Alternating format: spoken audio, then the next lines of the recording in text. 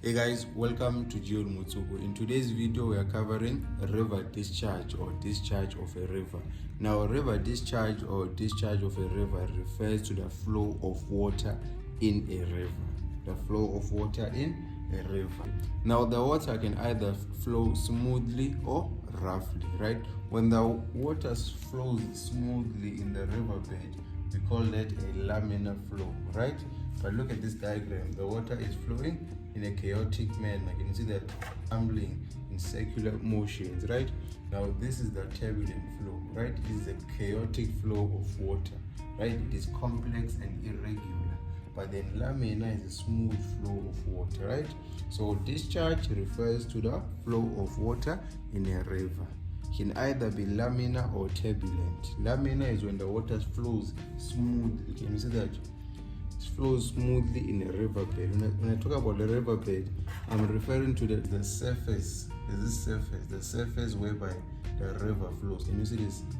The river will flow inside there, right? So this surface where the river flows is known as the riverbed. Is the riverbed. We get the laminar flow when the riverbed is smooth and even, right? When there are no rocks or boulders. My riverbed, inside my river there, it is smooth, it is even. There are no rocks or boulders, right, which obstruct the flow of water. The water is flowing smoothly. Can you see that? It's even in parallel sheets over each other, right? The water flows in smooth, thin layers that glide or flow over each other, right? The riverbed is smooth, it is even. The riverbed is even, right? There are no rocks or boulders. The riverbed of a laminar flow is usually made up of sand or silt, right? But if there are rocks under, those rocks are going to be even, they're going to be smooth, right? Turbulent flow is when the water goes in complex, tumbling circular motions, right? You can see that it's not going straight like this one, it's going in complex, tumbling circular motions. Can you see that? Right? It is irregular and chaotic. That's because the riverbed will be uneven. So here I'm going to have rocks in the riverbed, rocks and boulders. I told you boulders are those round rocks, right? Here are rocks and boulders in the river. So when there are these rocks and boulders, the river will obviously not flow in a smooth fashion, right? It's going to be chaotic, right? It's going to be tumbling. It's going to be tumbling and irregular under turbulent, right? There's going to be more erosion, right?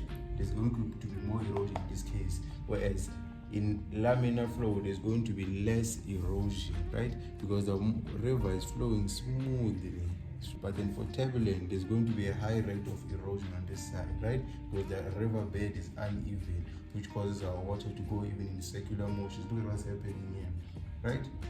And what you must know is that the turbulent flow is common in the upper course of the river. Turbulent flow is in the upper course of the river, whereas the laminar flow is generally in the lower course of the river. Lower course of the river.